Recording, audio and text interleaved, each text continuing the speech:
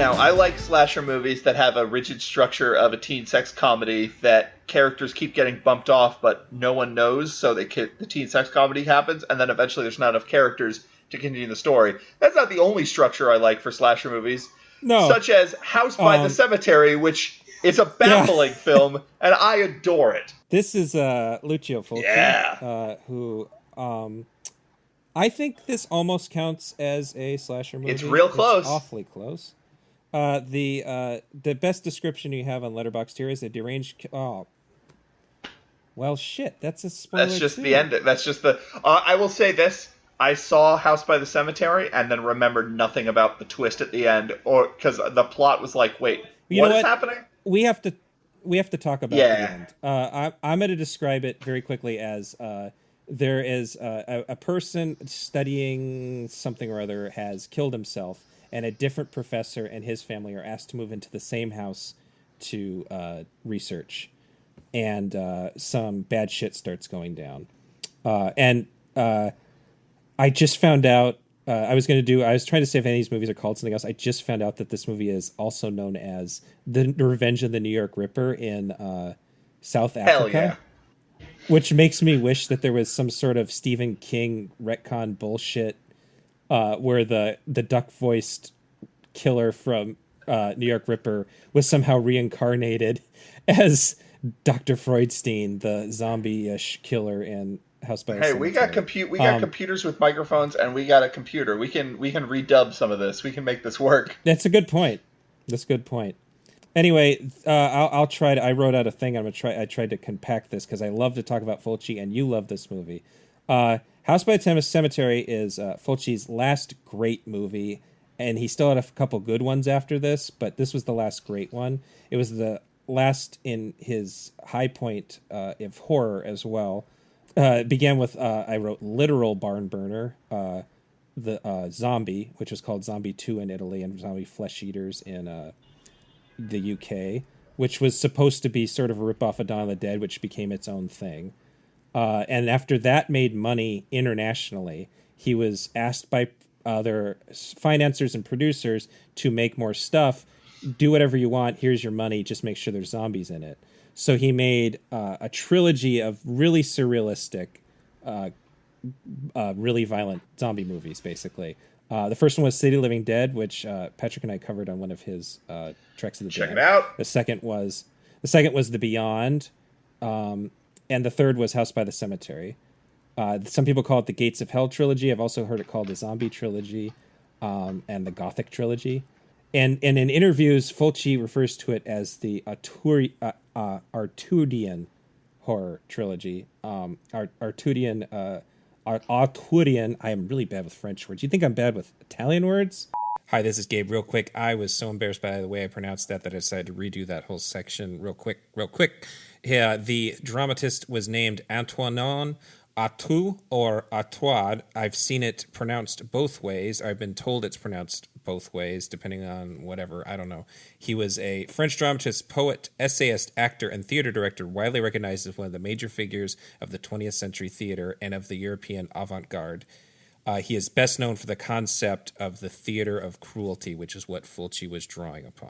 And he also considers all of these movies homages to H.P. Lovecraft. This one, I would say, is the weakest as far as that goes. They're also all three connected by British actress Catriona MacColl. And a couple other actors appear between the three, but MacColl is the lead in all three of them. And they all take place in American cities, The Beyond in New Orleans, City of the Living Dead in Long Island, and the fictional town of Dunwich. And this movie takes place on the outskirts of Boston. So this is the odd picture out because it's not as surrealistic as the others, and it's a little less supernatural, but it's still not particularly logical. Yeah. And it is plenty gross, even if it's not as outrageously gross. It is really gory, and the gore scenes are, at least a couple of them, sort of fashioned in a way that like slasher gore scenes are. Yep. And it also has other things it has in common. The City of Living Dead has a scene where a pickaxe is broken through a sealed coffin and almost kills the the actress who is McCall in Oh that scene. This one right. has a version of that where a little boy is stuck behind a door, and his dad's using an axe to try to break the door open, and the killer pushes the little boy's head against the wall, so he's almost getting hit by that. This one was also very clearly inspired by The Shining. As far as the little boy is sort of Fulci's version of Danny Yeah. Torrance.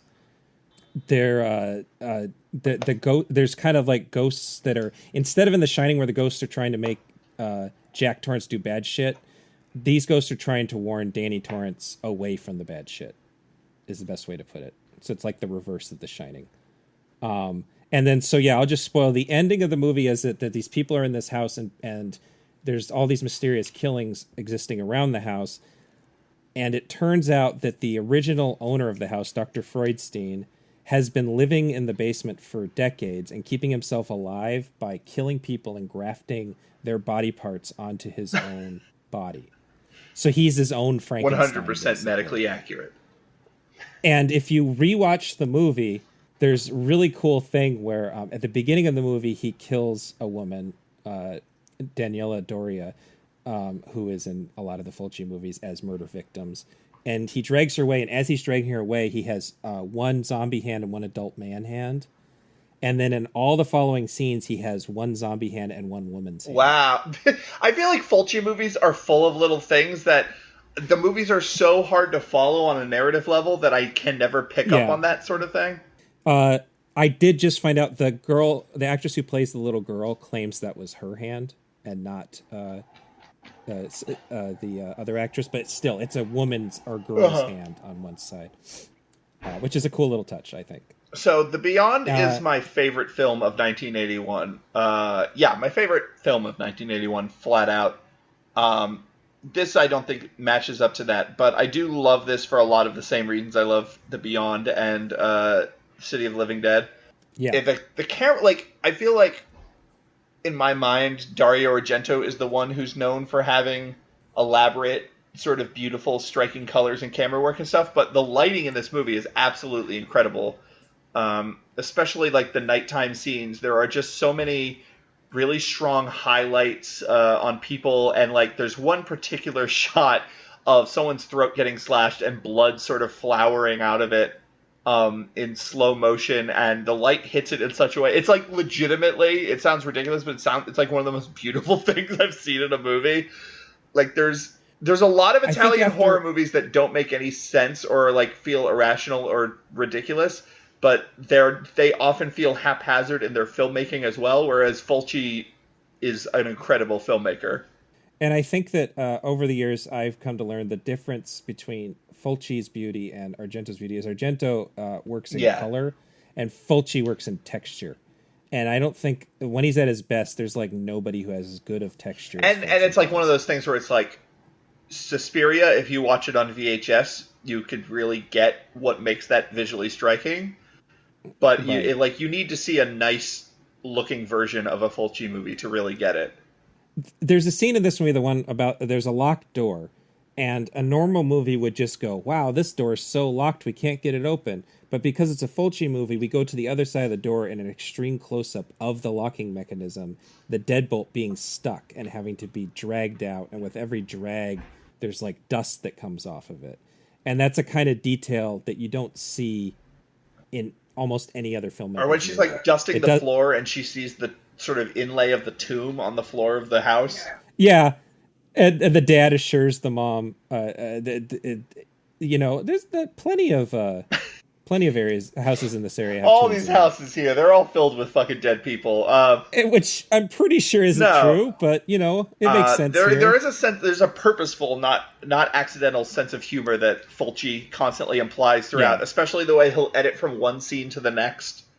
Where something horrific will happen, and then it will immediately cut to someone just yawning and stuff like that. Like there's an intelligence at work here, despite the fact that because of the Italian style of filming, the performances are all terrible and the story is kind of impossible to follow.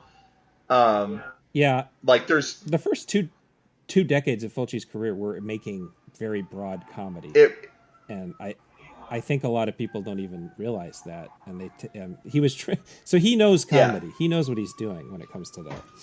And I think this movie really works, and it's a lot of fun, and it's really beautiful. And I think the audio tape sequence is one of the most disturbing sequences in any horror movie I've ever seen. There's something about a haunted house is one thing, but then finding out that someone lives in your house and that's what you're being haunted by as an actual physical person, a zombie person in this case, but that's a scarier concept to me. And that's one of the things that makes this an actual scary movie is that, yeah, I mean, if it was just a haunted house, I could rationalize that away. But like the idea of someone living in your basement, you don't know they're there and they're killing people that come visit your house is pretty out there. Or like specifically, I'm talking about like the scene where he's listening to the other professor's audio tapes, like audio logs of what's happening. And he's just like sort of screaming about what has happened and why he ended up committing suicide. And you see basically the professor's imagining of what he is seeing. And it's like very wild camera work and very narrow focus as the camera glides across surfaces that are just absolutely horrific. And there's just like child corpses that are really graphically murdered. Like, it's very expressionistic and it's really affecting. The U.S. release of this was infamous for two reasons. The first one is obvious, and that the child actor Giovanni Frezza has a distractingly awful adult dub voice in English. It's like this, especially because he has the adult name of Bob instead of the child's name of Bobby. Yes, Bob. Anyway, that's one reason, and it's cute because on the DVD extras they interviewed the actor and he formally apologizes for the bad dub. And but the bigger issue is that when it was put on VHS and some of the, I believe the Anchor Bay Non-Blue Underground DVD version, some of the reels are out of order, and people don't notice because it's a Fulci movie. But if I remember correctly, the way to tell is that the real estate agent is murdered. And if you're watching the wrong version, she's murdered and then she's back again in a later scene. Which I say is understandable to assume that Fulci would do that. Yeah, it's true. And you said something about audio recording. That was a thing that comes up in his version of Black Cat. Oh, too. right, yeah. Yeah, so he was into that at the time, it seems. Wait, how many movies did he make in 1981? Is it those three? 3. Yeah, those God, 3. Imagine having a year like that. Yeah, and then he actually dialed back on graphic violence in his movies after New York Ripper, but then started doing violence again when straight-to-video stuff happened, and he had major health problems and was trying to cover medical bills. So yeah, no, I ended that one on a day. If I consider that a straight slasher movie, it would be my favorite of 1981. Yeah. I do not, so I. It's a gothic horror movie with slasher influence. It's a Lucio Fulci But movie. the only oh, that's not true because I guess American Werewolf in London. But it's definitely like Lucio Fulci has like 2 of the top 5 spaces or 3 spaces of my favorite horror movies of that year. Right.